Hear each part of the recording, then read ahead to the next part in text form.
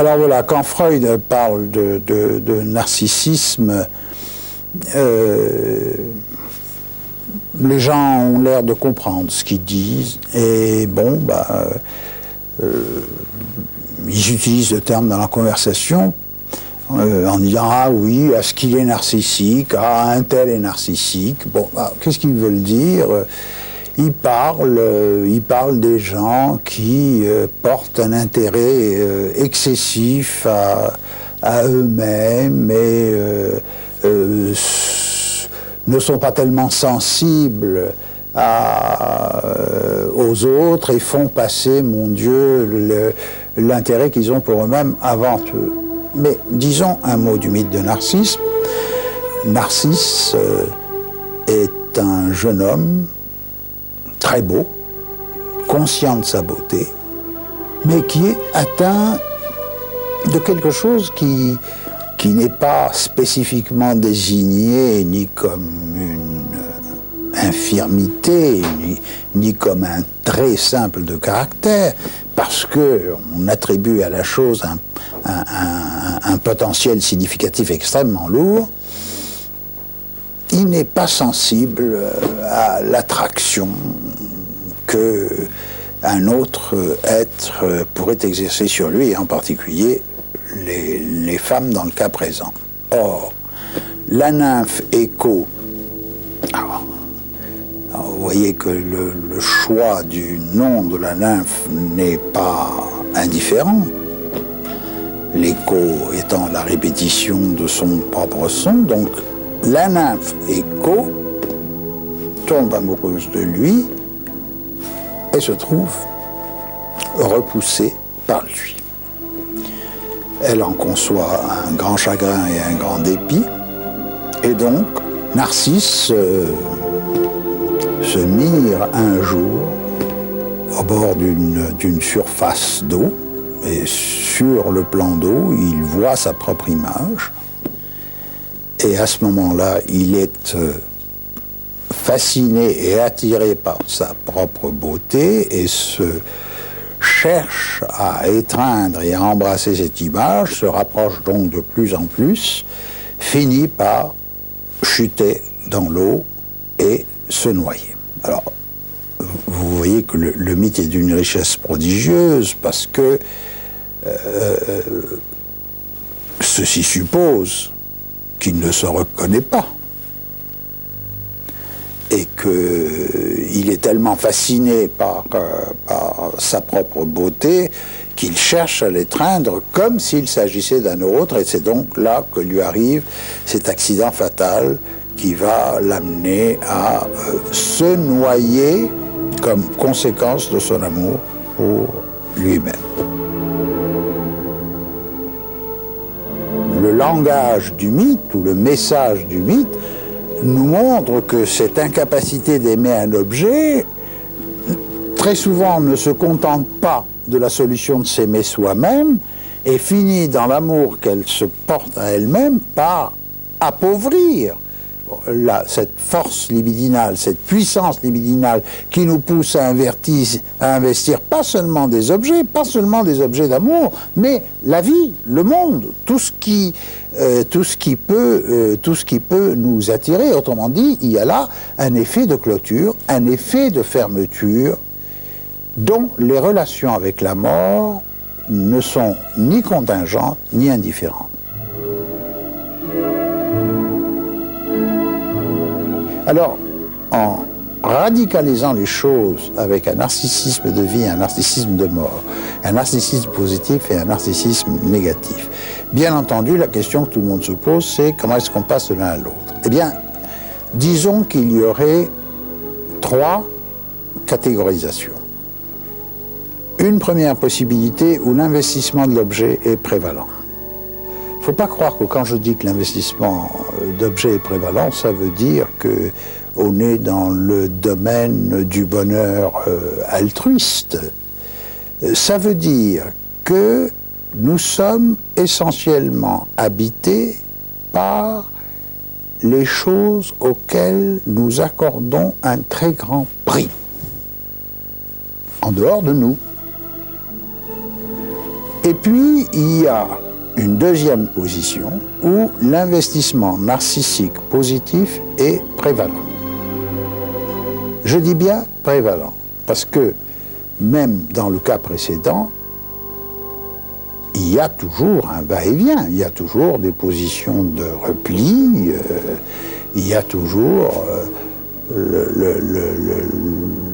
le coin de ses propres investissements propres qui n'appartiennent pas aux objets et où nous avons besoin de faire aussi, de donner sens et de donner existence et de faire respecter des choses qui nous sont propres et où nous ne sommes pas entièrement déversés dans les investissements d'objets. Pour parler vulgairement, se faire plaisir. Hein? On se fait plaisir à certains moments et on a besoin plus de se faire plaisir plutôt que, je ne dirais pas de faire plaisir aux autres, mais tout simplement de partager ce plaisir avec les autres. Bon. Quand il s'agit de ce narcissisme positif, position donc qui peut être interprétée comme une défense, qui peut aussi être, dans certains vocabulaires, on appelle ça le ressourcement. Hein, bon. Ceci peut, momentanément, créer des conditions d'équilibre qui peuvent être l'objet d'un conflit, mais c'est un conflit qui finalement va trouver sa forme de solution. Parce que précisément les solutions narcissiques positives, elles vont apparaître comme suffisamment importantes et nourrissant le moi et enrichissant le moi et d'une certaine façon en le rendant peut-être plus capable de supporter les déceptions. Bon. Là, nous ne parlons que de prévalence entre investissement narcissique et investissement objectaux. Mais il y a des cas, et ça, c'est ce que je défends, où les deux positions précédentes ne sont pas acceptables. Qu'aucune solution satisfaisante n'a été trouvée au conflit. Et on peut, dans ces cas-là, considérer que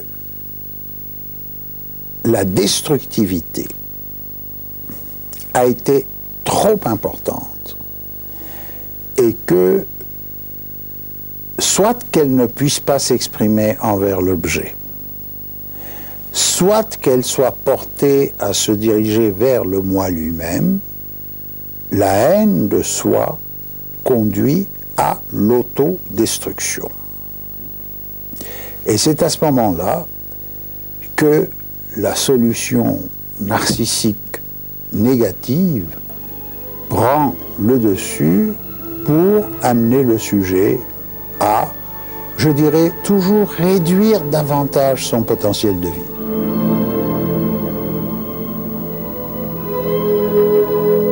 Le narcissisme, finalement, quand on en parle dans les termes dans lesquels les gens en parlent,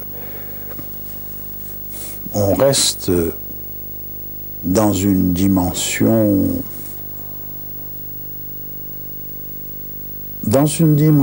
qui atteint rarement au tragique. Si vous voulez, de la même manière que l'Édipe, ou des problèmes qui sont liés à la destruction. Et c'est pour ça que c'est facile à adopter. Mais évidemment, quand on met en avant le narcissisme négatif, qui n'est que l'application de la théorie de la pulsion de mort au narcissisme, eh bien là, on soulève beaucoup plus de difficultés.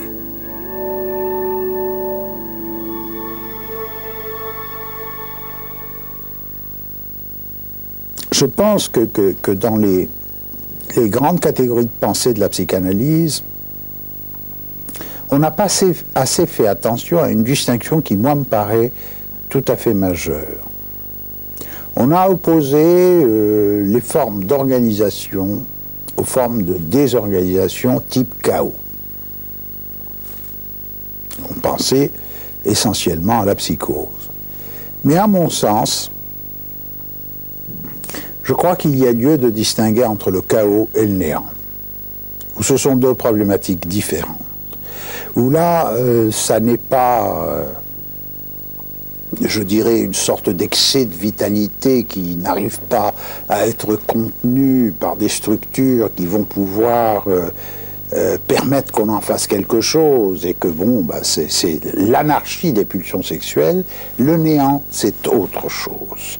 Et on le voit. Que l'un puisse servir de défense à l'autre, je ne dis pas. Que le néant cherche à se défendre contre la potentialité d'un chaos qui est derrière, je veux bien. Mais le néant existe pour lui-même. Il y a plus d'une moitié de la planète qui vit avec des critères de ces valeurs-là.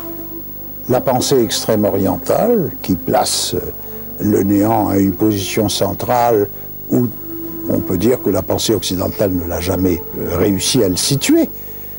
Si j'ai cité le néant, c'est pour essayer de donner une justification qui ne soit pas uniquement clinique, mais qui montre que là aussi, cela peut répondre aux valeurs de certains peuples, que cette tendance vers le zéro, vers la néantisation des investissements, vers le détachement des investissements, ça fait partie du psychisme dont nous sommes tous faits et dont certains, pour des raisons historiques, géographiques, culturelles, peuvent faire des valeurs, alors que chez d'autres, elle apparaît comme le résultat d'une certaine faillite face à ce que l'existence vous apporte par rapport à la façon dont on est fabriqué.